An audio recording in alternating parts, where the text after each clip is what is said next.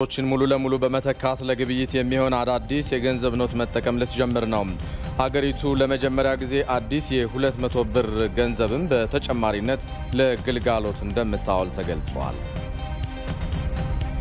በአፋር ክልል አዋሽ ወንዝ በመሙላቱ በተከሰተው የጎርፍ አደጋ ከ100 ሺህ በላይ ሰዎች ከአካባቢያቸው መፈናቀላቸው ተገለጸ። የዓለም የጤና ድርጅት ቻይና እና አሜሪካ በኮሮና ቫይረስ ወረርሽኝ ምክንያት የገቡበት ፍጥጫ ዛሬም ድረስ ተጠናክሮ መቀጠሉ ተገለጸ። ተናስተል እንደምንላችኋል። አሁን 7 ሰዓት ነው። አበይት ነጥቦቹን ያስቀደመው የኢትዮጵያ ቴሌቪዥን ኢቲቪ 4 ማዕዘን ከኢቲቪ ዋናው ስቱዲዮ በቀጥታ የሚተላለፍ ነው። ሰለሞን ኃይለ ኢየሱስ ነኝ። በቅድሚያም በ2012 በመንግስት የተከናወኑ ግዙፍ ፕሮጀክቶች አፈጻጸማቸው የተሻሻለ በመምጣቱም የፕላንና ልማት ኮሚሽን ገለጸ። በተያዘው የበጀት ዓመት ታዲያ የፕሮጀክቱ አዋጭነት እየተፈተሸና ተጠያቂነትም በሚያስከትል መልኩ ወደ ስራ እየተገባ ስለመሆኑም ተገልጿል። ሙሉ ግርማይ ዝርዝሩን ይዟል። ከዚህ ቀደም በሀገሪቱ ሲከናወኑ የነበሩ በርካታ ግዙፍ ፕሮጀክቶች ከታቀደላቸው ጊዜ ዘግይተው የሀገርን ሀብት እንዲባክን ሲያደርጉ መቆየታቸው ይነገራል። ሀገርና ሕዝብ ተስፋ ያደረገባቸው ፕሮጀክቶችም ዓመታትን እየተሻገሩ የሪቫን መቁረጫ ጊዜያቸው የራቀባቸው በርካቶች ናቸው። ታዲያ በ2012 ኃላፊነትና ተጠያቂነትን በሚያስከትል መልኩ ፕሮጀክቶች አዋጭነታቸው የተመሰከረላቸው እንዲሆኑ ከማደግ አንጻር የመንግስት የልማት ፕሮጀክቶች አመራርና አስተዳደር አዋጅ የጸደቀበት ጊዜ ነው። ከዚህ በፊት ማንኛውም ፕሮጀክት አመንጪ ቀጥታ ወደ ገንዘብ ሚኒስተር ነበር ፕሮጀክቶቹን የሚልከው። አሁን ግን በተሰጠው ኃላፊነት መሰረት ወደ ፕላንና ልማት ኮሚሽን ይመጣል። ፕሮጀክቱ ቴክኒካሊ ፋይናንሻሊ በአካባቢው ላይ የሚኖረው በከባቢው ሁኔታ ላይ የሚኖረው ተጽዕኖ ምን ይመስላል የሚለው ተገምግሞ ይሄ ፕሮጀክት አዋጪ ነው ከአገሪቱ የልማት አቅጣጫ ጋራ የሚሄድ ነው የሚያስኬድ ነው በሁሉም ዘርፍ ታይቶ አዋጪ ስለሆነ በጀት ይተከልለት ይባላል ማለት ነው። ስለዚህ በአንድ ግለሰብ ውሳኔ በተለያዩ የፖለቲካ ውሳኔዎች ምክንያት ወደ በጀት የሚሄዱ ፕሮጀክቶች አይኖሩም። ይሄ ትልቅ አቺቭመንት በ2012ም የመጡ ፕሮጀክቶች በሙሉ በዚህ መልኩ የሄዱ ናቸው። የሀገሪቱን ኢኮኖሚ ያፋጥናሉ፣ የዜጎችንም ኑሮ ይቀይራሉ የተባሉ ፕሮጀክቶች ቅድሚያ ተሰጥቷቸው እየተከናወኑ ይገኛሉ። መስኖ፣ የኤሌክትሪክ ኃይል፣ የስኳርና ኢንዱስትሪ ፓርክ ተጠቃሽ ሆኑ አፈጻጸማቸውም በተሻለ መልኩ እየተከናወነ መሆኑ ይነሳል። ለምሳሌ የመስኖ ፕሮጀክቶች በኮቪድ ምክንያት ግብዓት አቅርቦት ከሰው መራራቅ ስላለበት ኮንስትራክሽን ላይ የራሱ አሉታዊ አስተዋጽኦ ቢኖረው ግን የፕሮጀክቶች የመፈጸም አቅማችን እየተሻሻለ እየጨመረ ፕሮጀክቶች እያየን ነው እየተፈጸሙ እየተመረቁ ነው ያሉትና በአጠቃላይ አመራሩ ትልቅ ሚና ነበረው። አዲሱ አስተሳሰብ የለውጡ አመራር በጣም ትልቅ የፕሮጀክት መፈጸም አቅም ላይ የራሱን ሚና ተጫውቷል።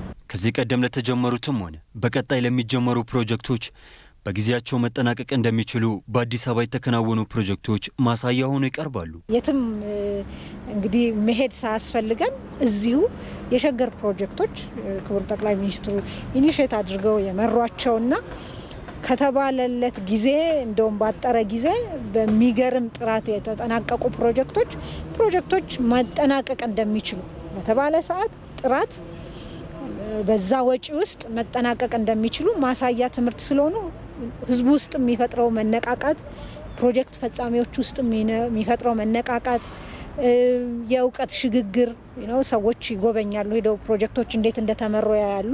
ሀገሪቷን ሊቀየሩ የዜጎችንም ኑሮ ሊያሻሽሉ የሚችሉ ፕሮጀክቶች እውን ይሆኑ ዘንድ እንደማመጥና ከስሜታዊነት ሰከነ ማለት በእጅጉ አስፈላጊ እንደሆነም የፕላንና የልማት ኮሚሽን ዶክተር ፍጹም አሰፋ ይናገራሉ። ሀገራችን በጣም ትልቅ ፖቴንሻል አላት።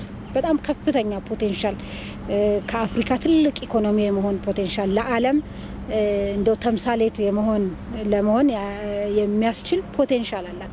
ከሰው አቅም ልንል እንችላለን ከተማረ የሰው አቅም ያለን የተፈጥሮ ሀብታችን የተለያየ አይነት የአየር ሁኔታ አግሮ ኢኮሎጂካል ዞንስ ያሉን በመሆኑ ለተለያየ አይነት የኢኮኖሚ ለአንዳንድ ሀገር አንድ አይነት ብቻ የእድገት ምንጭ ይኖራል። እኛ የዘርፈ ብዙ የእድገት ምንጮች ላይ መስራት የምንችል በመሆኑ ያን ፖቴንሻል አውጥተን መጠቀም እንድንችል መግባባት፣ ሰላም፣ ቁጭ ብሎ ማሰብ በጣም አስፈላጊ ነውና ከስሜታዊነት ሰከን ብለን አገራችንን አሁን ካለንበት ሁኔታ ለማሻገር ዋጋ መክፈል ያለበት ትውልድ ያሁኑ ትውልድ ነው ብዬ አምናለሁ።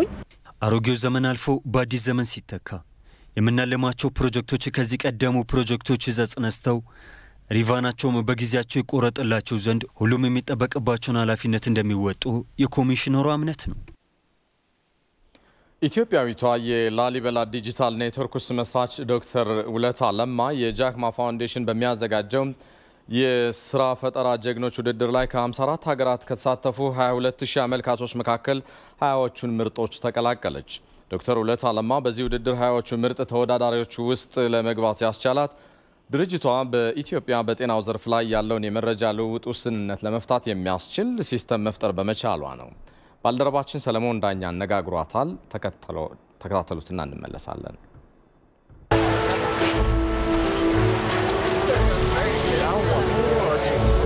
በቻይናዊው ቢሊየነር የተመሰረተው ጃክማ ፋውንዴሽን በአፍሪካ የሥራ ፈጠራ ጀግኖችን ለማበረታታት የጀመረው ውድድር ለሁለተኛ ጊዜ ሲቀጥል ኢትዮጵያዊቷ የላሊበላ ዲጂታል ኔትወርክስ መስራች ዶክተር ውለታ ለማ ከ50 ሀገራት ከተሳተፉ 22000 አመልካቾች መካከል ምርጥ 20ዎቹ ውስጥ በመግባት የመጀመሪያው ኢትዮጵያዊ የሥራ ፈጠራ ባለቤት መሆን ችላለች። ካምፓኒያችን ላሊበላ ኔትወርክስ ፒኤልሲ ይባላል። ውድድሩ የካምፓኒያችን የሚሰራው ለጤና ላይ የሚሰራ ሶፍትዌር ሆስፒታሎችን፣ ጤና ኬላዎችን፣ ጤና ጣቢያዎች ላይ አንድ እናት ወይ አንድ አባት ወይ አንድ ልጅ መጥቶ ያንን የሱን መረጃ በትክክል የሚሆንበትን ዶክተሮች ቢቀያየሩ መረጃው የሚኖርበትን ሲስተም ይሰራል። ይሄ ሲስተም ደግሞ የተሰራው በእኛ በኢትዮጵያኖች ነው። ማንንም አልረዳንም። የኛ ልጆች ይሄን መስራት እንደምንችል አይተናል። እውነት ለመናገር ለሌሎችም አሳይተናል። ለማይክሮሶፍት እና አደርስ አሳይተን በጣም ተደንቀዋል። ይሄ በእኛ ሰዎች እንደተሰራ ስለዚህ የኛ ሰዎች መፍጠር እንደሚችሉ ያሳየንበት ነው።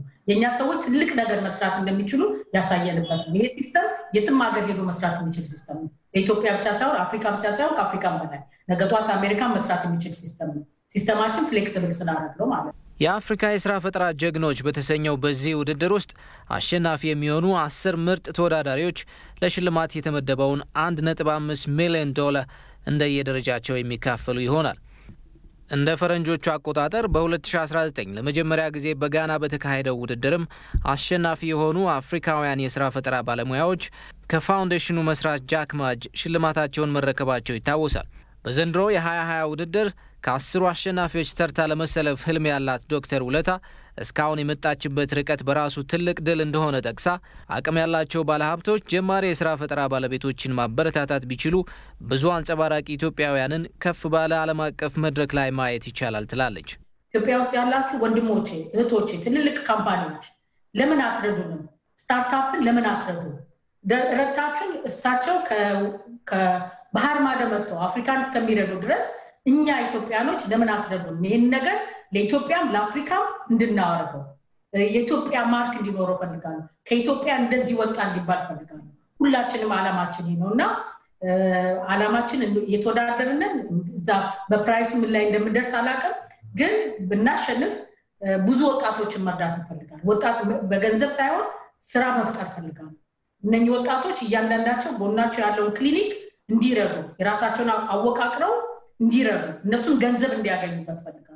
የኛ ካምፓኒ ለገንዘብ ብቻ የተሰራ ካምፓኒ አይደለም። የሶሻል ቼንጅ ማምጣት የሚፈልግ ካምፓኒ ስለሆነ የ2020 የአፍሪካ የሥራ ፈጠራ ጀግኖች ውድድር በአዲስ አበባ በደመቀ ሁኔታ ሊካሄድ ታስቦ የነበረ ቢሆንም በኮሮና መከሰት ምክንያት ላልተወሰነ ጊዜ የተራዘመ ሲሆን በቅርቡ በቨርቹዋል የቀጥታ ስርጭት ይካሄዳል ተብሎም ይጠበቃል። ከኢትዮጵያ ቴሌቪዥን በቀጥታ እየተላለፈላችሁ የሚገኘውን አራት ማዕዘን ዜናችንን በያላችሁበት እየተከታተላችሁት ነው። ኢትዮጵያ ነባሮቹን የ10 የ50 እና የ100 ብር የገንዘብ ኖቶችን ሙሉ ለሙሉ በመተካት ለግብይት የሚሆን አዳዲስ የገንዘብ ኖቶችን መጠቀም ልትጀምር ነው። ሀገሪቱ አዲስ የ200 ብር የገንዘብ ኖትም በተጨማሪ ለመጀመሪያ ጊዜ ለግልጋሎት እንደምታውል ተገልጿል። የ5 ብር ገንዘብ ባለበት ይቀጥልና ከተወሰነ ጊዜ በኋላ በሳንቲም የሚቀየር ይሆናልም ተብሏል። ባልደረባችን ዮሐንስ ፍሳሐ በጉዳዩ ዙሪያ ተከታዩን ይዟል። መንግስት ደህንነታቸው የተጠበቀና አዳዲስ የሽፋን ገጽታዎችን ጨምሮ ሌሎች መለያዎች የተካተቱባቸው የገንዘብ ኖቶችን ለግብይት ሊያውል መሆኑን የገለጸው ይህንንም በሚመለከት ማብራሪያና የማስታወቂያ መግለጫ በጠቅላይ ሚኒስትር አብይ አህመድና በብሔራዊ ባንክ ገዢ ዶክተር ይናገር ደሴ ተሰጥቷል። በማብራሪያውም ይህንን የገንዘብ ቅያሪ ማድረግ ያስፈልገው በማክሮ ኢኮኖሚው ላይ የሚታየውን መሰረታዊ ችግር ለመፍታትና በሀገሪቱ ላለፉት ዓመታት ያላግባብ ሲታተም የነበረው የብር ኖትን ተከትሎ ኢኮኖሚው ላይ ከባድ ጫና ያስከተለውን የዋጋ ግሽበትን ለማስቀረትም ይረዳል ብለዋል ጠቅላይ ሚኒስትሩ። አላግባብ የተረጨ ሀብት አንዱ ኮር ፕሮብለም ለኢንፍሌሽን እሱ ነው። ማኪያቶ በ5 ብር ጠጥቶ 10 ብር ቲፕ ትቶ የሚሄድ ሰውና ማኪያቶ ሳይሆን ዳቦና ሻይ ለመብላት 5 ብር የሌለው ሰው ያለበት ሀገር ሲሆን እነዛ ማኪያቶ አቅራቢዎች ለ5 ብር ማኪያቶ 10 ብር ቲፕ የሚሰጡ ሰዎች እየበዙ ሲሄዱ 15 ብር ያስገቡታል። ካለምን ችግር የነሱ አሰስመንት አንዱ የሰው ቁጥርና የመክፈል አቅም ስለሆነ ይሄን እያመጣ ያለው አላግባብ የታተመ ገንዘብ ቁጥርና በየሰው የተበተነው ሀብት ያገኘንበት መንገድ የራሱ ችግር ስላለበት የኢንፍሌሽን ቁጥጥርን በከፍተኛ ደረጃ ቻሌንጂንግ አድርጎት ቆይቷል ላለፉት 2 ዓመታት። ይሄንን ምንፈታበት ምርት ከማምረት በተጨማሪ የኖት ለውጡ ይሄንን ለመቀየር በከፍተኛ ደረጃ እድል ይሰጣል የሚል እምነት እና ሐሳብ ያለ ሐሰተኛ የብር ኖቶችን በማዘዋወር በባንኩ ዘርፍ የሚታዩ ብልሹ አሰራሮች ከዚህ በኋላ በምንም መልኩ ተቀባይነት የማይኖራቸው መሆኑንም ጠቅላይ ሚኒስትር አብይ አህመድ ገልጸዋል። ህገወጥነትን የሚያስፋፉ ባንኮች አሉ፣ ፎርጂድ የሚሰበስቡ ባንኮች አሉ። አሁንም የኢትዮጵያ ባንኮች ሆነው እነዚህ ባንኮች ከደህንነት ተቋማት ጋር ግልጽ እቅድ ነው ያወጣነው። በእያንዳንዱ ብራንች የሚታይም የማይታይም የሴኩሪቲ ተቋማት አሉን። ቨርቹዋሊም ፎሎ እናደርጋለን፣ ፊዚካሊም ፎሎ እናደርጋለን። አንድ ባንክ የኢትዮጵያን 50 ብር በዘር በሃይማኖት በሰፈር ሊያጭበረብር ከሞከረ ዘ ኔክስት ሞርኒንግ ባንክ አይደለም። ይሄ እንድታቁት ከፍተኛ የሆነ የተወናበደ ሀብት ነው ያለው። ጠንከር ያለ እርምጃ እንወስዳለን። ከዚህ ቀደም በተቀናጀ መልኩ ሲፈጸም የነበረውን ህገወጥ የገንዘብ ዝውውር ለመከላከልም በሁሉም የሀገሪቱ መውጫ በሮችና በአየር መንገድ ጥብቅ ቁጥጥርና ህግን የማስከበር ስራ እንደሚሰራም ጠቅላይ ሚኒስትሩ ጨምረው ተናግረዋል። አንደኛ ብላክ ማርኬት፣ ሁለተኛ አየር መንገድ ከዛሬ ጀምሮ በአስቀመጥነው አቅጣጫ መሰረት እያንዳንዷ ሻንጣ ማስወጣት ማስገባት በማይችል በአየር መንገድ ጥብቅ ሴኩሪቲ ይደረጋል። በቦርደር አካባቢዎች ላይ በተለይ ከጅቡቲ፣ ሶማሌ፣ ሱዳን ከፍተኛ ገንዘብ እንዳለ ይታወቃል። በነዳጅ ቦቴ የሚሆን በምግብ መንገድ በተለያየ መንገድ ገንዘቡ እንዳይገባ ሎ ኢንፎርስመንት ኤጀንሲስ በወጣው እቅድ መሰረት ከመነሻው ጀምሮ ሰፊ ጥበቃ ያደርጋሉ። ከወረሱ ይወስዱታል። አንፈልገውም እኛ ገንዘቡን ወርሰው ሎ ኢንፎርስመንት ኤጀንሲስ ይጠናከሩበታል። ገንዘቡ ለመንግስት ገቢ ነው ብሎ መዘናጋት አያስፈልግም። በዚህ ጉዳይም የሚተኛ ወታደር ፖሊስ ካለ በአገር ሉዓላዊነት ላይ መደራደር መሆኑን ማሰብና የሚያስጠይቅ መሆኑን ከግምት ማስገባት። ድንገተኛ ፍተሻዎች ይካሄዳሉ። በተለያየ በመጠረጠራቸው ቦታዎች በግለሰብ ቤት የሚሆን ንግድ ቦታ ድንገተኛ ፍተሻዎች ይካሄዳሉ። መስተካከል ስላለበት ኢኮኖሚው ወጣ ያሉ ሜጀሮች እንወስዳለን።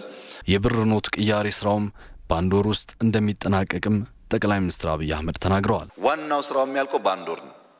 ከአንድ ወር በኋላ ያለው የትናንሽ የተዘነጉ ገንዘቦች ለማስተናገድ እድል መስጠት እንጂ በአንድ ወር ውስጥ ከ100,000 ብር በላይ ያለው ማንኛውም ሰው አካውንት ከፍቶ የሚጨርሰው በዚህ ወር ይሆናል። አንድ ሁለተኛ አንድ ሰው 10 ሚሊዮን ብር ኖሮት በ5 ሰዎች ገንዘቡን እየላከ እናንተ ጋር ወደ ራሱ አካውንት ማስገባት አይችልም። ብር ይዞ የመጣው ሰውዬ መታወቂያውና ስሙን ወስዳችሁ በሱ ስም አካውንት የሚገባው። አንደኛ አካውንት የሚከፈተው፣ ሁለተኛ ባመጣው ሰው ስም አካውንት የሚከፈተው። ምን ማለት ነው? አትሊስት ትክክል ባልሆነ መንገድ የተሰበሰበ ሀብት ካለም ይሰራጭ ብለን አዳዲሶቹ የብር ኖቶች ደህንነታቸው የተረጋገጠና ኖቶቹ ላይ ያረፉት ምስሎችም አንድምታቸው ከፍ ያለ መሆኑንም ጠቅላይ ሚኒስትር አብይ አህመድ አብራርተዋል። የብር ኖት ቅያሬ ሂደቱ አፈጻጸም ላይ የጸጥታ አካላት ከፍተኛ ሚና ይኖራቸዋል የተባለ ሲሆን የሚመለከታቸው የመንግስት አካላት ከማህበረሰቡ ጋር በመተባበር ጥንቃቄ በተሞላበት መንገድ ይፈጸማል ተብሏል። በዚህ ጉዳይ ላይ በ6 ሰዓት የአራት ማዕዘን የዜና ወጃችን ላይ እዚህ ስቱዲዮ የተገኙት የብሔራዊ ባንክ ገዢ ዶክተር ይናገር ደሴ አሁን በስራ ላይ ያሉትን የብር ኖቶች በአዲስ መልክ መቀየር ያስፈለገበት በጥናት ላይ የተመሰረተ ችግሮችን ለመፍታት ስለመሆኑ አብራርተዋል። የአገሪቱ ኢኮኖሚ ባህሪ የካሽ ኢኮኖሚ ከመሆኑ ጋር ተያይዞ እና ደግሞ ይህን የሚገድብ ማሰራርም ህግም ስለሌለ ይሄ በአጠቃላይ ገንዘብ ከባንኮች ውጪ የመሆን እድሉን አስፍቷል። ይሄ ከባንኮች ውጪ የሆነው ገንዘብ በአብዛኛው ለህገ ወጥ ተግባራት ሲውል ነው የምናየው። በተለይ ኮንትሮባንዲስቶች ይጠቀሙበታል። ሌላው ቢቀር በእኛ ሀገር ብቻ ሳይሆን የኛ ገንዘብ በጎረቤት ሀገራትም ጭምር በከፍተኛ መጠን ይገኛል። ስለዚህ ይሄ ባለበት ሁኔታ የባንኮችን የጥሬ ገንዘብ እጥረት የሚያባብስ ሆኖ አግኝተነዋል በአንድ መልኩ። በሁለት መልኩ ደግሞ ሁለተኛው የህገወጦች በተለይ ደግሞ ግብር እንዳይከፍሉ ገንዘባቸውን ከባንክ ውጭ ማስቀመጥን ባህል እየሰፋ መጥቷል።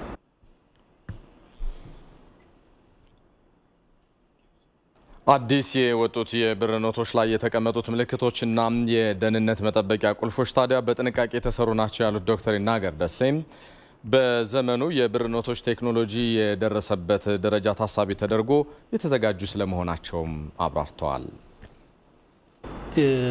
ምስሎች ብቻ ሳይሆን የደህንነት መጠበቂያ ምልክቶች ምንላቸው አሉ። የኛ በዚህ በባንኪንግ እንትኑ ብዙዎቹ የደህንነት መጠበቂያ ምልክቶች በአይናችን ምናያቸው አሉ።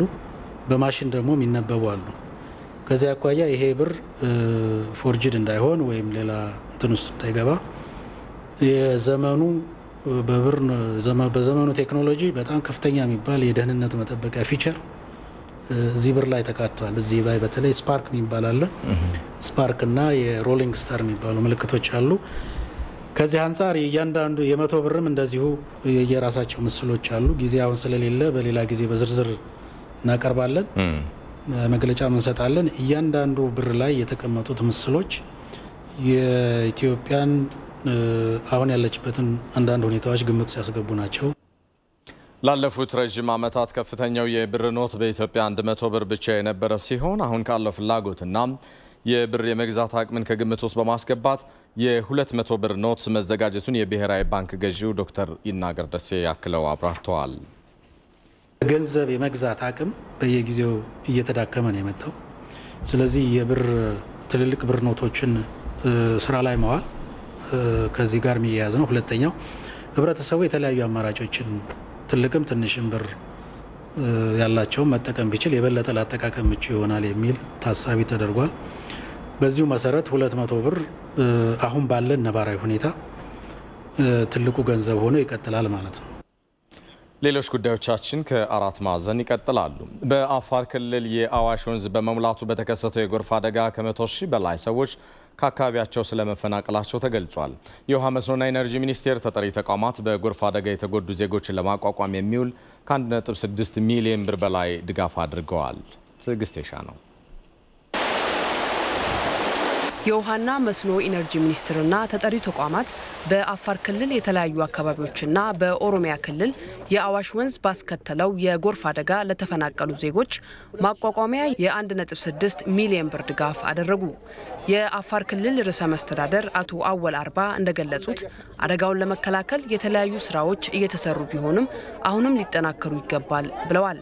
ጥሩ ስራዎች ተሰርቶ ነበር። አጠቃላይ ግን በዋናነት ከአቅም በላይ የሆነ ነገር ያጋጠመበት ሁኔታ ነው ያነበው። 24 ሰዓት ከህዝብም በማሽነሪም በመከላከያ ኃይልም ሰራዊት ኃይል 24 ሰዓት የሚሰራበት ሁኔታ ነው የነበረው። አጋጣሚ ሆኖ ግን አዋሽ ወንዙ ከሚቀበለው ሊሸከም ከሚችለው በላይ ነው። አፋር ላይ የሚዘንበው ዝናብ እንደገና ደግሞ አጎራባች አካባቢዎች ላይ የሚዘንበው ዝናብ ሲጨመርበት አዋሽ አይደለም ሌላ አዋሾች የሚያስፈልግበት ሁኔታ ነው የተፈጠረው።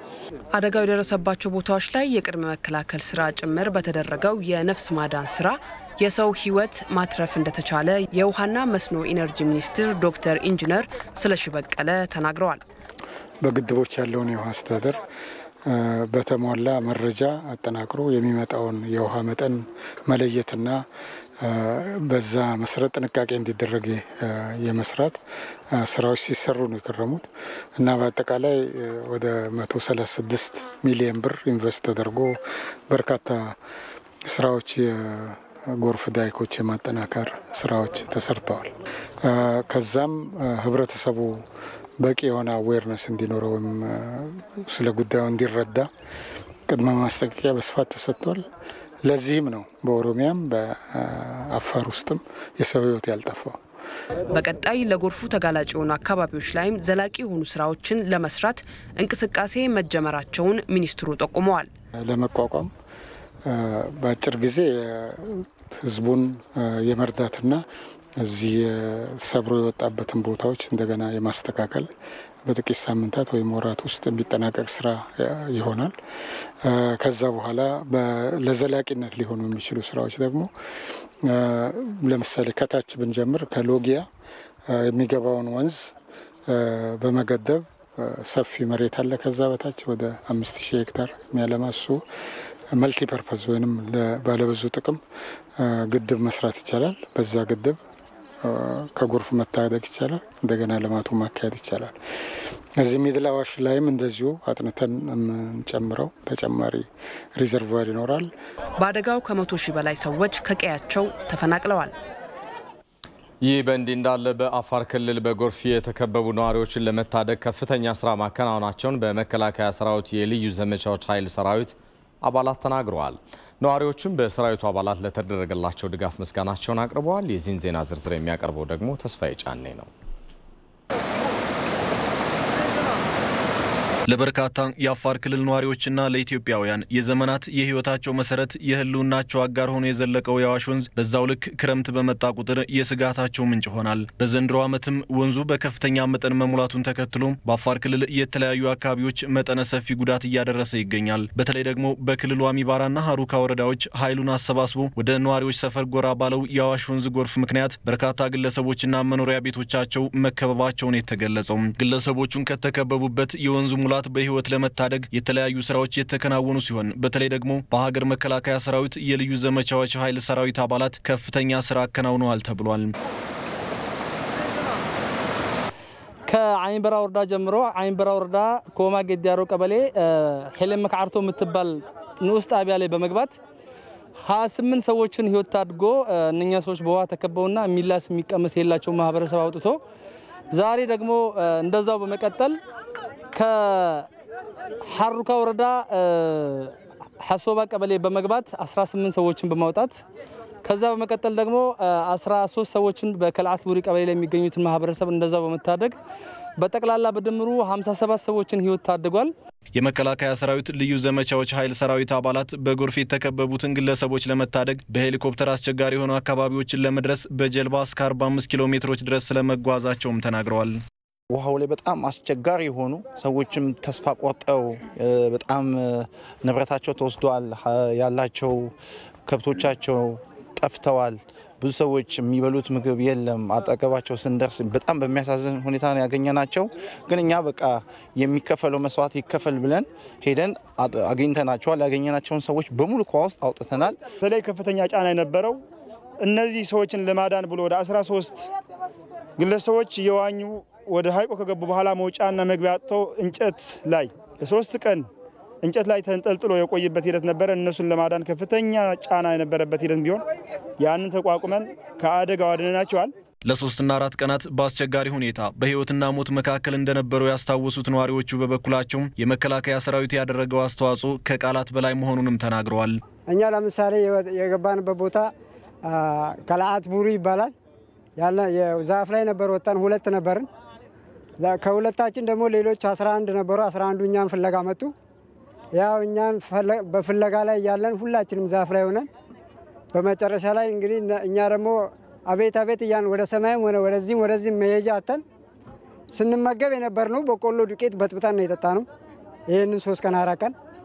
ስለዚህ እናንተ በጣም ስለደረሳችሁልን በጣም እናመሰግናለን። ሰዎች ሙሉ በሙሉ ከነ ህይወታቸው ጠፍቷል ብለን ተስፋ ቆርጠን የነበርናቸው 29 ሰዎች ዛሬ የመከላከያ ሰራዊት ጀልባዎቹን ይዞ ባህሩን ተሻግረው 45 ኪሎ ሜትር የሚገመት ባህር ተሻግረው እሾህ ወገን ውሃም ያስፈረናል ሳይሉ ለውሃም ሳይንበረከኩ ቆርተው ገብተው 39 ሰዎች ህይወት ማዳን ችለዋል።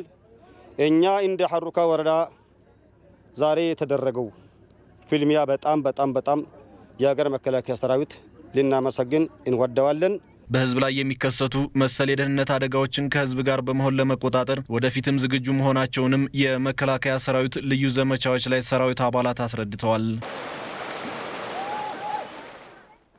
እዚህ ጉዳይ ላይ እንቆያለን። ተጨማሪ ማብራሪያዎችን ልታደርሰን ባልደረባችን ፋሲካ አያሌው ከስፍራው በቀጥታ መስመራችን ላይ ትገኛለች። ሰላም ፋሲካ፣ እንደምን ውለሻል? እንዴት ዋልክ ሰለሞን? ደህና ነኝ ይመስገን። ለተፈናቃዮቹ ወይ ለተጎጂዎቹ እየተደረገ ያለው ድጋፍ እንደምን ያለ ነው? መልከታሽን ጨምረሽ ልትነግሪኝ ትችያለሽ? አመሰግናለሁ። እንግዲህ የአዋሽ ወንዝን ተከትሎ የተከሰተው የጎርፍ አደጋ ቀደም ሲል በሜትሮሎጂ ትንበያ መሰረትም የተለያዩ ማስጠንቀቂያዎች ሲሰጡበት የቆየ ነው። የተለያዩ ስራዎችንም ይህን ተከትሎ ለመስራት ተሞክሯል፣ አደጋው የከፋ ጉዳት እንዳያደርስ። ሆኖም ግን ቀድሞ ለመቆጣጠር የተደረገው ጥረት እንዳለ ሆኖ አደጋው መከሰቱ አልቀረም። የተለያዩ ጉዳቶችንም ነው ያስከተለው። ከዚህ ቀደም እንግዲህ በተለያዩ ጊዜያት የአዋሽ ወንዝ የጎርፍ አደጋ በየዓመቱ የምንሰማው ነው። በተለይ ክረምት ሲገባ የተለመደ አይነት ክስተት ነውና ሆኖም ግን የዘንድሮ ከፍተኛ ጉዳት ያደረሰ እንደሆነ ነው የሚነገረው። ይህም ሲሆን እንግዲህ ከ30 ዓመታት በኋላ የመጀመሪያው ነው በዚህ መጠን ከፍተኛ ጉዳት ሲያደርስ ማለት ነው። የዘንድሮ የጎርፍ አደጋ የተለያዩ ገባሮች አሉት። የአዋሽ ወንዝ የቆቃ ከሰም እንዲሁም የተለያዩ ወንዞች ገባሮች አሉት። እነዚህ ሁሉ ገባሮቹ በከፍተኛ ሁኔታ የክረምትን ተከትሎ በመምላታቸውና ወደዚህ ወንዝ በመፍሰሳቸው ከፍተኛ የሆነ የውሃ መጠን ነው ጎርፉን ሊያስከትል እንደቻለ የተነገረው። ያልተጠበቀ መጠንም ነው አደጋው። እንግዲህ የመሬቱን ማቀማመጥ እዚህ አካባቢ ያለው የመሬቱን ማቀማመጥ ለዚህ አደጋ መንስኤ እንደሆነ ነው የሚነገረው። የተለያዩ ስራዎች ሲሰሩም ጉዳቱን መከላከል በሙሉ ለሙሉ መቆጣጠር አልቻለም። በዚህም እንግዲህ የአፋር ክልል ላይ ብቻ ከ100 ሺህ በላይ የሚሆኑ ሰዎች ናቸው ከአካባቢያቸው ከቤታቸው ሊፈናቀሉ የቻሉት። የውሃው መጠን የጎርፉ መጠን ከፍተኛ ውድመትም አድርሷል። በተለይም ደግሞ ቅኝት ያደረግንበት አንዱ የክልሉ አንዱ ወረዳ የሆነው የአሚባራ ወረዳ ላይ 16,000 የሚደርስ ሄክታር መሬት እርሻ ወድሟል። እንግዲህ ይህ ጥጥ፣ ሸንኮራ፣ ቲማቲም የተለያዩ ምርቶች የሚመረትበት መሬት ነበረ፣ ሙሉ በሙሉ ወድሟል። እዚህ ላይ ይጠቀሙ የነበሩ የአካባቢው አርሶ አደሮች፣ ባለሀብቶች፣ ተቀጥረው ይሰሩ የነበሩ ሁሉ ነው እንግዲህ ለችግር የተጋለጡት ሊፈናቀሉ የቻሉት ማለት ነው። ይህንንም ተከትሎ የተለያዩ ድጋፎች ናቸው ቀደም ሲልም አሁንም ሰሞኑንም እየተደረጉ የሚገኙት።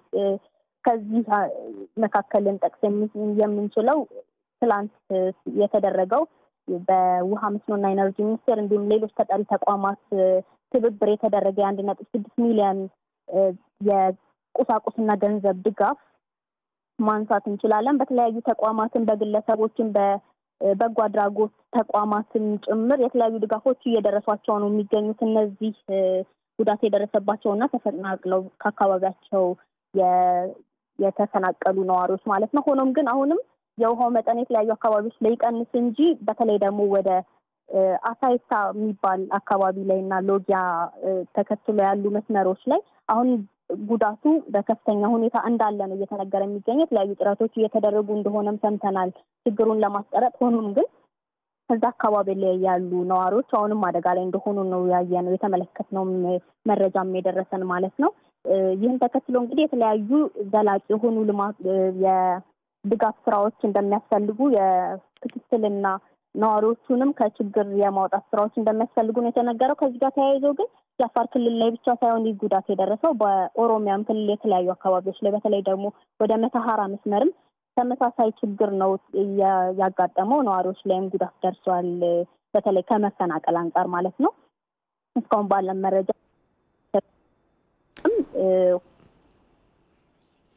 ፋሲካ አያሌው ከስፍራው በቀጥታ መስመራችን ላደረሽን መረጃ እናመሰግናለን።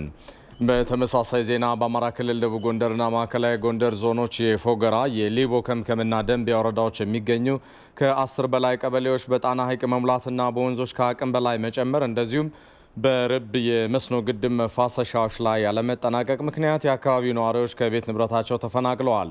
በክልሉ በከፍተኛ ሁኔታ በጨመረው ዝናብ ምክንያትም በሰሜን ሸዋ በረዶ በቀላቀለ ዝናብ ዜጎች ለጉዳት መዳረጋቸው የተገለጸ ሲሆን በምስራቅ ጎጃም በከባድ ዝናብ ምክንያት ባጋጠመ የመሬት መንሸራተት ደግሞ የአካባቢው ነዋሪዎች ከቀያቸው መፈናቀላቸውን የክልሉ አደጋ መከላከልና ምግብ ዋስትና እንደዚሁም ልዩ ድጋፍ የሚሹ አካባቢዎች ኮሚሽን ኮሚሽነር አቶ ዘላለም ልጃለም ገልጸዋል። ዘገባው የሪፖርተራችን ራይል ፍሬው ነው።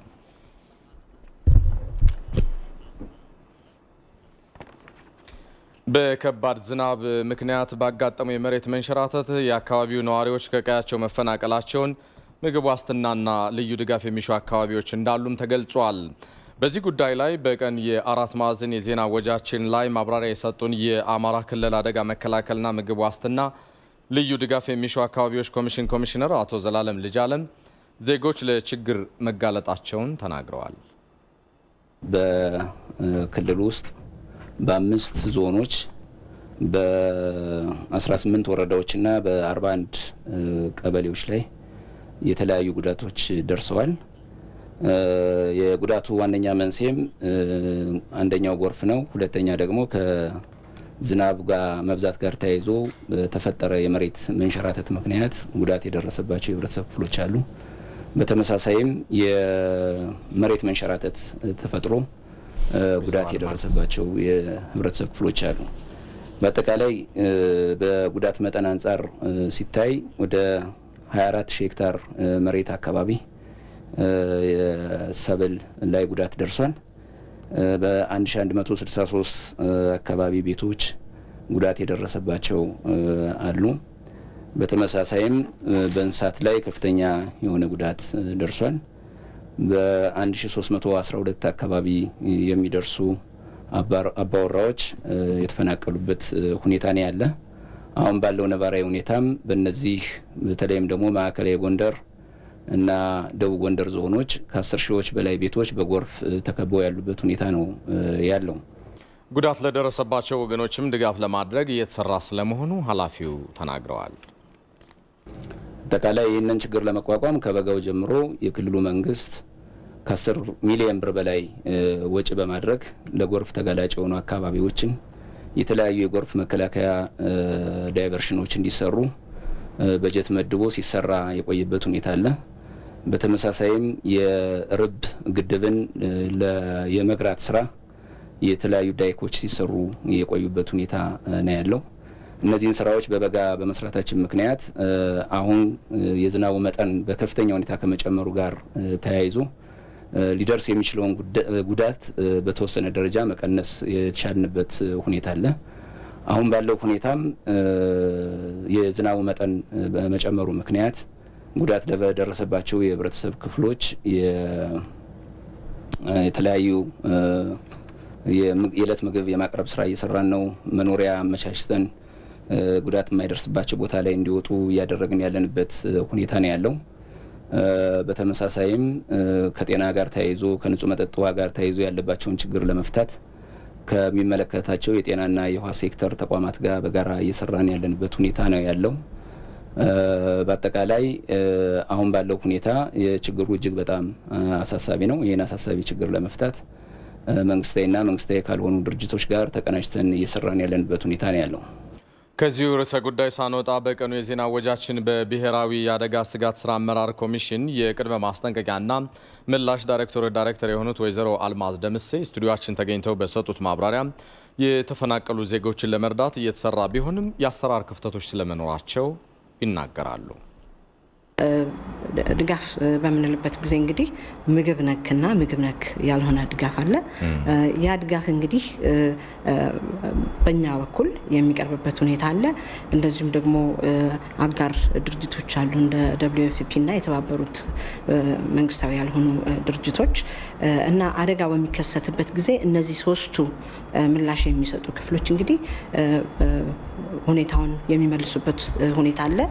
በተጨማሪም ደግሞ እንደዚሁ አደጋው ሰፋ ያለ ከሆነ የመከላከያ ኃይላችን እንደ ጀልባና ሄሊኮፕተር የማቅረብ ሁኔታዎች አሉ እና እንግዲህ ለምሳሌ አሁን በአፋር ያለውን ሁኔታ ብንወስድ በተለይ ዞን 3 ላይ አዋሽ 7 ኪሎ አሚባራ ገላአሎ ዱለቻ ገዋኒ ላይ የተሰጡ ምላሾች አሉ በአብዛኛው የተሰጡ ምላሾች አሉ እና እነዚህን ዝርዝር ሁኔታ ካስፈለገ ማቅረብ ይቻላል ግን አንዳንድ ጊዜ ያሉ ተግዳሮቶች አሉ አሁን ለምሳሌ ተግዳሮቶችን ብንወስድ በአንድ ጊዜ ብዙ ቦታዎች ላይ የጎርፍ አደጋ መከሰት ተፈናቃይን አጣርቶ ያለ ማቅረብ ታርጌት ያለ ማድረግ በተለይ በክልሎች በኩል የሚታይ ሁኔታ አለ የመንገዶች ሁኔታ አለመመቻቸት ተጭነው የሄዱ መኪናዎች በተለያየ ምክንያት ተመልሰው መልስ ያለመስጠት ክልሎች ማለትም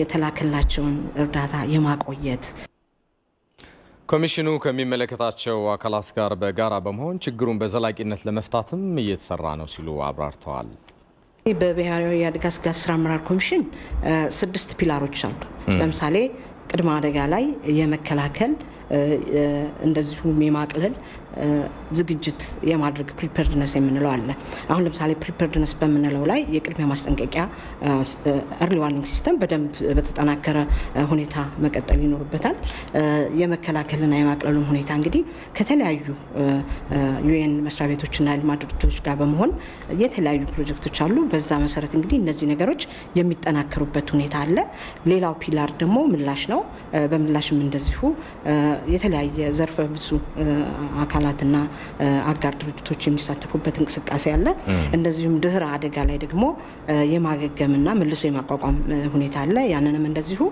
በተለያየ ልማታዊ የሆኑ ድርጅቶችና በተለያዩ ፕሮጀክቶች ላይ እነዚህ ነገሮች ተካተው ዘላቂ መፍትሄ የማፈላለግና ስራ የመስራት ስራ እየተሰራ ነው ከራስ ማዕዘን ዜናዎቻችን ጋር ስላላችሁ አብዝተን እናመሰግናለን በኢትዮጵያና በዓለም አቀፍ ደረጃ ያለውን አሁናዊ የኮሮና ቫይረስ መረጃ ልናደርሳችሁ ነው ባልደረባዬ ጌታቸው ባልቻ ሀዛይ መረጃዎችን ይዞ እዚህ ስቱዲዮ ነው የሚገኘው ሰላም ጌታቸው እንደምቆይ እንደምን አልክ ሰለሞን አምላክ ይመስገን ሀዛይ መረጃዎችን አብረን እንጋራለን አመሰግናለሁ እንግዲህ በዓለም አቀፍ ደረጃ ካለው የኮሮና ስርጭት አሃዛዊ መረጃዎች ነው መረጃን የማደርሳችሁ ማለት ነው ስለምትከታተሉን ከልብ እናመሰግናለን እንግዲህ በዓለም አቀፍ ደረጃ እስከ ዛሬው እለት እስከ ቅርብ ሰዓት ድረስ ማለት ነው 29 ሚሊዮን 189 ሺህ ሰዎች በኮሮና ቫይረስ ተይዘዋል ከነዚህ ውስጥ ደግሞ 21 ሚሊዮን በላዩ ማገገም ሲችሉ በኮሮና ከተያዙት ደግሞ 928 ሺህ በላዩ በኮሮና ቫይረስ ምክንያት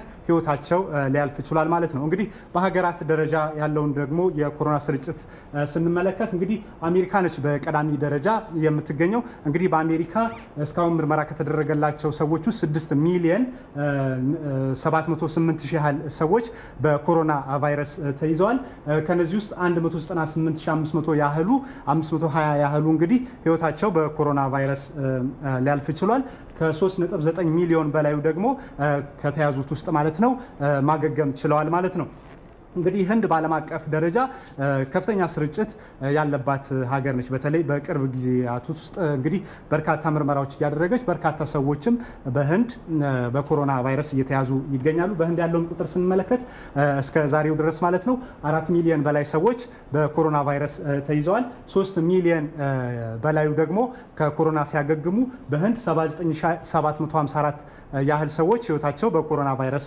አልፏል ማለት ነው እንግዲህ ብራዚል በሶስተኛ ደረጃ ላይ የምትገኝ ሀገር ነች 4.3 ሚሊዮን ያህል ዜጎቿ በኮሮና ቫይረስ ሲያዙ ከነዚህ ውስጥ እንግዲህ 131 ሺህ በላዩ ህይወታቸው አልፏል 3.5 ሚሊዮን ያህል ሰዎች ደግሞ በኮሮና ቫይረስ ከተያዙት ማለት ነው ማገገም ችለዋል ማለት ነው በቀጣይ ያሉትን ሀገራት ስንመለከት እንግዲህ ሩሲያ ከ1 ሚሊዮን በላይ ዜጎቿ ተይዘዋል እንግዲህ 18 ሺህ በላይ ዜጎቿ መሞት ይችላል በኮሮና ቫይረስ ምክንያት ፔሩ እና ኮሎምቢያም ደግሞ ቀጣዮቹን ቁጥር ይዘዋል ማለት ነው በአፍሪካ ደረጃ ያለውን አሃዛዊ መረጃ እንግዲህ ስንመለከት የምናገኘው ቁጥር በአፍሪካ እስካሁን 1.3 ሚሊዮን ያህል ሰዎች በኮሮና ቫይረስ ተይዘዋል። 1.1 ሚሊዮን ያህሉ ደግሞ ማገገም ችለዋል ከኮሮና ቫይረስ ማለት ነው። እስካሁን እስከ ዛሬው ዕለት ድረስ ማለት ነው 32678 በላይ ሰዎች ህይወታቸው በኮሮና ቫይረስ አልፏል ማለት ነው። በአፍሪካ በተናጠል ያሉትን ሀገራት ስንመለከት እንግዲህ በአፍሪካ ደቡብ አፍሪካ በኮሮና ስርጭት በመያዝ ቁጥር ማለት ነው በቀዳሚ ደረጃ ትገኛለች። በአፍሪካ 649000 በላይ ዜጎቿ በኮሮና ቫይረስ ተይዘዋል። ደቡብ አፍሪካ 15000 ያህል ሰዎች ደግሞ በህይወታቸው በኮሮና ቫይረስ አልፏል። 577000 በላይ ደግሞ እንግዲህ ከኮሮና በደቡብ አፍሪካ አገግመዋል ማለት ነው። እንግዲህ ግብጽ በአፍሪካ 101000 በላይ ዜጎቿ በኮሮና ቫይረስ ሲያዙ ከ5648 ያህሉ ደግሞ ህይወታቸው አልፏል በኮሮና ቫይረስ ምክንያት። 84000 በላይ ሰዎች ከኮሮና በግብጽ አገግመዋል ማለት ነው። እንግዲህ ሞሮኮ በሶስተኛ ደረጃ ላይ ትገኛለች። በአፍሪካ 86000 በላይ ዜጎቿ በኮሮና ተይዘዋል። 1578 ያህሉ ደግሞ ከተያዙት መካከል ህይወታቸው አልፏል ማለት ነው።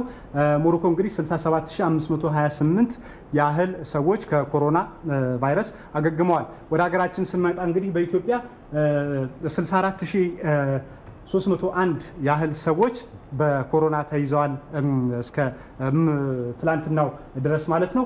1013 ሰዎች ደግሞ ህይወታቸው ሊያልፍ ችሏል። በኢትዮጵያ 24983 ሰዎች ከኮሮና አገግመዋል ማለት ነው።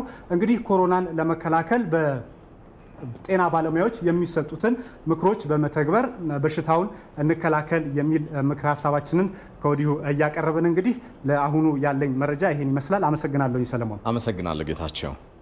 የአራት ማዕዘን ዜናችን በቀጥታ እየተላለፈላችሁ የሚገኘው ከኢትዮጵያ ቴሌቪዥን ዋናው ስቱዲዮ ነው። ከውጭ የመረጥነውን ጉዳይ ከዚሁ ከኮሮና ቫይረስ ጋር የተያዘ ይሆናል። ባለፈው ዓመት ከተከሰቱ አበይት ክስተቶች መካከል የኮሮና ቫይረስ መስፋፋት የዓለም የጤና ድርጅት ኃላፊነት አለመወጣት ዋነኛ መንስኤ ነው በሚል የአሜሪካው ፕሬዝዳንት ዶናልድ ትራምፕ ከዓለም አቀፉ የጤና ድርጅትና ከዋና ዳይሬክተሩ ዶክተር ቴዎድሮስ አድሃኖም ጋር የገቡበት ውዝግብ የማይረሳ ነው። በዚህም ትራምፕ አሜሪካ ለድርጅቱ የምታደርገው የገንዘብ ድጋፍ እንድታቋርጥ መወሰናቸውና ሀገሪቱ ወረርሽኙን ለመከላከል ሲባል የክትባት ፍለጋ በግሏ ብቻ እንደምታከናውን መግለጿ ውዝግቡ አሁንም ድረስ መቋጫ እንዳላገኘ ማሳያ ተደርጎ የሚወሰድ ነው። ሪፖርተራችን በዚህ ጉዳይ ላይ ፋሲካ ያለው ትንታኔ አጠናቅራለች። ተከታተሉትና እንመለሳለን። ከ9 ወራት በፊት በቻይና ውሃን ግዛት የተከሰተው የኮሮና ቫይረስ አንዳንድ እያለ አሁን ላይ የዓለም ሀገራትን ያዳረሰና በቫይረሱ የተያዘው ሰው ቁጥርም ወደ 30 ሚሊዮን እየተጠጋ ይገኛል። አሜሪካን በቫይረሱ በከፍተኛ ደረጃ የተጠቃች ሀገር በመሆን በዓለም ላይ የመጀመሪያውን ደረጃ ትይዛለች። ታዲያ በሀገሪቱ የቫይረሱ በዚህ ደረጃ መስፋፋት የአሜሪካው ፕሬዝዳንት ዶናልድ ትራምፕ የዓለም የጤና ድርጅትን ይልቁንም ዋና ዳይሬክተሩን ዶክተር ቴዎድሮስ አድሃኖምን ተጠያቂ ያደርጋሉ። ፕሬዝዳንት ትራምፕ ቫይረሱ ለመጀመሪያ ጊዜ በቻይና በታየበት ወቅት የዓለም የጤና ድርጅት ቫይረሱ በዚህ ደረጃ ከመሰራጨቱ በፊት ቀድሞ አላስጠነቀቀንም፣ ሀገራትንም አዘናግቷል በሚል ይወቅሳሉ። የዓለም የጤና ድርጅት ቫይረሱ አልተስፋፋም ብሎ ከመጀመሪያውኑ ለቻይና ሲሸፋፍንላት ነበር። እኛ ለድርጅቱ ከየትኛውም ሀገር በላይ የገንዘብ ድጋፍ እናደርጋለን ከቻይናም በላይ። ነገር ግን የዓለም የጤና ድርጅት ይህን እንኳ ሳያይ ለቻይና ድልቷል። ዶናልድ ትራምፕ ከዚህ ሁሉ ወቀሳቸው በፊት ቫይረሱን በመቆጣጠር ቻይናም ሆነች የዓለም የጤና ድርጅት ያደረጉትን ጥረት ሲያደንቁ የነበረ ቢሆንም በአሜሪካ የቫይረሱ ስርጭት እየጨመረ መምጣቱን ሲመለከቱ ግን በዚህ አቋማቸው ሊቀጥሉበት አልቻሉም። የዓለም የጤና ድርጅት ዋና ዳይሬክተር ዶክተር ቴዎድሮስ አድሃኖም ግን WHO በቫይረሱ ዙሪያ ሀገራትን በማስጠንቀቅ ረገድ በፍጥነትና በኃላፊነት መንቀሳቀሱን ተናግረዋል። WHO has acted quickly. አሜሪካ ለWHO ከፍተኛውን የገንዘብ ድጋፍ የምታደርግ ሀገር ናት። ይህ ድጋፍም ይቀጥላል የሚል ተስፋ አለኝ። በርካታ የዘረኝነት ጥቃት በግሌ የሚያንጸባርቁብኝ አሉ። እኔ ግን ለዚህ ምላሽ ለመስጠት ጊዜ የለኝም። ምክንያቱም አሁን አስፈላጊው ነገር የሰውን ሕይወት ማስረፍ ላይ መረባረብ ነው። ውጥረቱ እየከረረ በመምጣቱም የተባበሩት መንግስታት ድርጅት ዋና ጸሐፊ አንቶኒዮ ጉቴሬስ ሀገራት በዚህ አስቸጋሪ ወቅት ከመወቃቀስ ይልቅ ትብብርን ያስቀድሙ ሲሉ የዓለም የጤና ድርጅት የቫይረሱን ስርጭት ለመግታት ለሀገራት ያደረገውን የንተባበር ጥሪ ፕሬዝዳንት ትራምፕ ማጣጣላቸውን ወቅሰው ተናግረዋል። ነገር ግን ትራምፕ ለWHO ከፍተኛ የገንዘብ ድጋፍ የምታደርገው አሜሪካ $500 ቢሊዮን እንድታቋርጥ ወሰኑ። ለዓለም የጤና ድርጅት አሜሪካ የምታደርገውን የገንዘብ ድጋፍ እንድታቋርጥ አዝዣለሁ። ይህም የዓለም የጤና ድርጅት ውስጥ የሚታየው የመምራት ክፍተት እስኪስተካከልና ግልጽ አሰራር መስፈኑ እስኪረጋገጥ የሚጸና ውሳኔ ይሆናል። በተለያዩ መንገዶች የዘረኝነት ጥቃት ጭምር ሲሰነዘርባቸው የቆዩት የደብሊውኤችኦ ዋና ዳይሬክተር ዶክተር ቴዎድሮስ አዳኖም አሜሪካ ለድርጅቱ የምታደርገውን ድጋፍ እንደምትቀጥል ያላቸውን ተስፋ ገልጸው ሊቀድም የሚገባው የሰውን ሕይወት ማትረፍ ነው ሲሉም ምላሽ ሰጥተዋል። No need to use COVID to score. ከመጀመሪያውም ጀምሮ የዓለም የጤና ድርጅት ለጉዳዩ ፈጣን ምላሽ ነው የሰጠው። የዓለም ሀገራትን በቶሎ አስጠንቅቀናል። እኛ ሁሉም ስራችንን በአግባቡ ነው ስናከናውን የቆየ ነው። እንደ ጀርመን፣ ብሪታንያ፣ አውስትራሊያና መሰል በርካታ የዓለም ሀገራት ግን ለደብሊውኤችኦ የሚያደርጉትን በጀት እንደማያቋርጡ ያላቸውን ድጋፍ ገልጸዋል። ሆኖም የኮሮና ቫይረስ ክትባትን ለማግኘት ጥረት ከሚያደርጉ በርካታ የዓለም ሀገራት አንዷ የሆነችው አሜሪካ ግን ትራምፕ ከደብሊውኤችኦ ጋር ባላቸው ቅራኔ በዓለም አቀፍ ደረጃ የሚደረገውን የክትባት ፍለጋ ጥረት ሀገሪቱ እንደማትቀላቀልና ክትባቱንም በግሏ በማግኘት ለግሏ ጥቅም ላይ እንደምታውል ፕሬዝዳንት ትራምፕ ገልጸዋል። ከደብሊውኤችኦ ጋር በየጊዜው ውዝግብ ውስጥ የቆዩት ፕሬዝዳንት ትራምፕ በዚህ ሳቢያ ባለፉት ወራት የወሰኗቸው ከዓለም የጤና ድርጅትና ከኮቪድ-19 ወረርሽኝ ጋር የተያያዙ ውሳኔዎች ግን የዜጎቻቸውን የጤና ዋስትና አደጋ ላይ እንዳይጥል በብዙዎች ስጋትን የፈጠረ ያሳለፍነው ዓመት አበይት ክስተት ነው። የተመራረጡ የቢዝነስ ዜናዎች ደግሞ የቀጣይ ደቂቃዎቻችሁ መቆያ ይሆናሉ። ባልደረባዬ ሞላ ለማየው እዚህ ስቱዲዮ እየጠበቃችሁ ነው። ሰላም ሞላ፣ እንደምን ቆየ? ሰላም ሰለሞን። የአየር ሰዓቱን አስረክብ ያለ። እሺ